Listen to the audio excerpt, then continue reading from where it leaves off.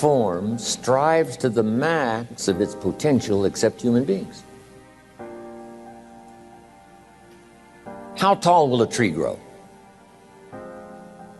As tall as it possibly can. You never heard of a tree growing half as high as it could. No, trees don't grow half.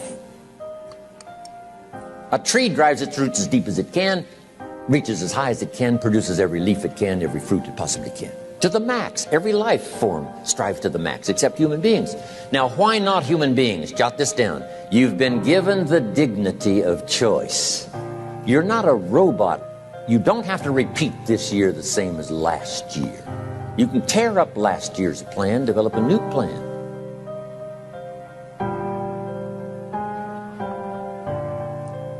So, the dignity of being a human being. Now, here's the choice on being a human being. To be part of all we were meant to be, or to be all. To strive for all, or half, or part, or some. The choice is up to you.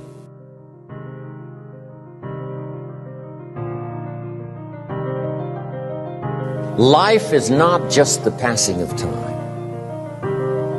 Life is not just the passing of time. Life is a collection of experiences, their frequency,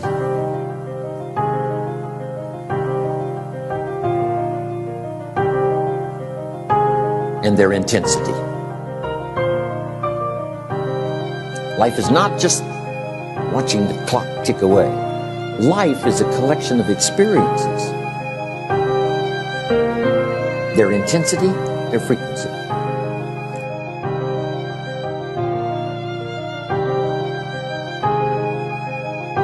When should you start the day? As soon as you have it finished. Plan the day the best you can, leaving plenty of room for improvising and surprises and all the stuff that happens during the course of the day. But if you've planned a good, productive day, now you start that day, you can't believe how much more valuable your time will be. Don't start the day until you have it finished. Now here's the next one. Don't start the week until you've had it finished. Now to lay out a week is a pretty good challenge. Next, don't start the month until you have it finished. The places to go and the people to see and the productivity and the sales and the customers and the development and all the rest of what you want to accomplish during the course of 30 days. Don't start the month till it's finished. And then here's the big one. This is really challenging. Don't start the year until you have it finished. To the best of your ability. It can't be finished like minute by minute. And it might get all upset. It might get torn up and you do a new one. You make so much progress the first 90 days that now you've multiplied it all by 2, by 3. Because that happened to me. I thought, wow, this is going to be a great year. By the time I'd finished the 3rd month, I'm rolling, I'm soaring. So many things are happening, I revised my whole year's plan.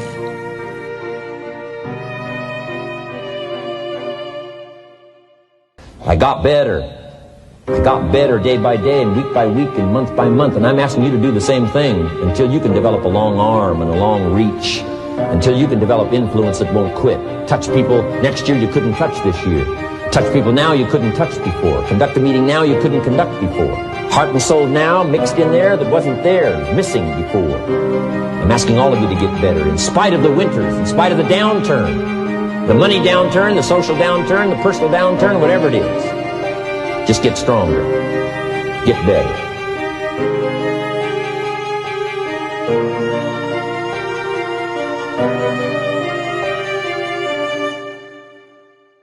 I'm asking you to drive worry into a small corner. You gotta worry some.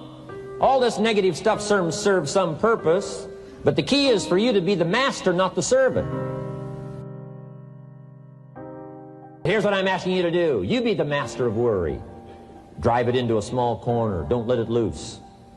And I'm asking you to go home with some new faith and some new courage. I'm asking you, don't worry. Drive it into a small corner. We've all got concerns. And sometimes we all wonder.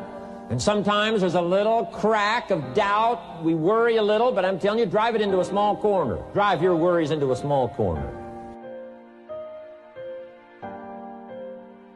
enemies of the mind you got to do battle with in the summer.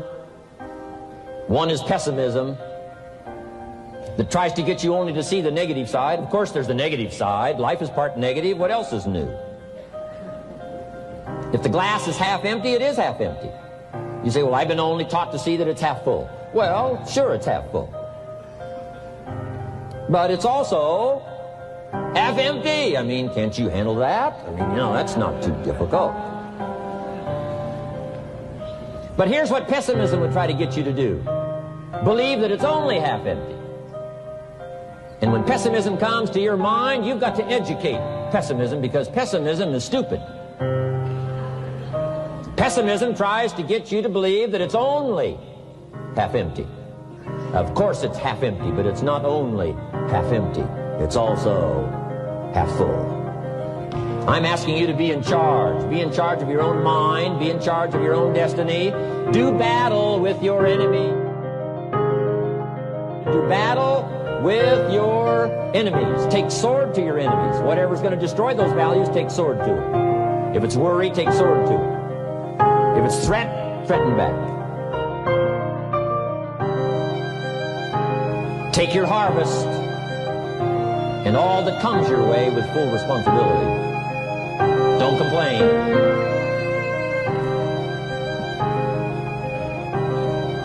That fourth season, complaining, telling you, could ruin all of your chances.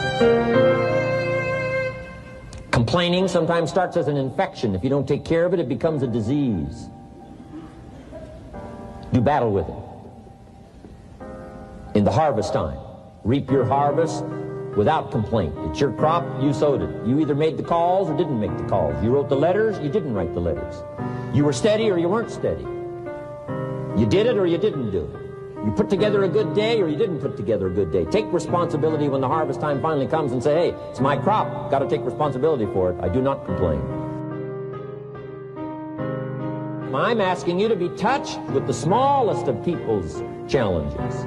Don't just be touched with the challenge. I'm asking you to be touched with the problem. Let people's problems get to you. Let people's problems touch your heart this year like never before. Be touched. Let life touch you. Don't let it kill you, but let it touch you. The problems that are out there, people struggling with their economy, struggling with their health, struggling with their future, I'm asking you to let that get around your heart. Let it do something to you. Don't go untouched. Don't go unmoved. When you walk out of here, open yourself up. Don't build up the walls. The same wall that keeps out disappointment keeps out happiness and opportunity. Take the walls down. Let yourself be touched by what's going on out there. Let sad things make you sad, as well as happy things make you happy. Let your heart get touched. What a next year you could have if you pay more attention this year. Soak it up, gather it up, and reflect at certain times what's going on and what's happening. And this year will take a more powerful place in your experience. People will not believe the words you've chosen. They will not believe the heart and soul that you've mixed with words. They won't believe the power you've got. We've got this extraordinary opportunity now. Let us not keep it. Let us share it. Let us reach out with a long reach, a strong reach, an unprecedented reach. Let us reach out and touch people not just with our opportunity. Let's touch people with our lives. Let's touch people with our experiences. Let's touch people with our heart and soul.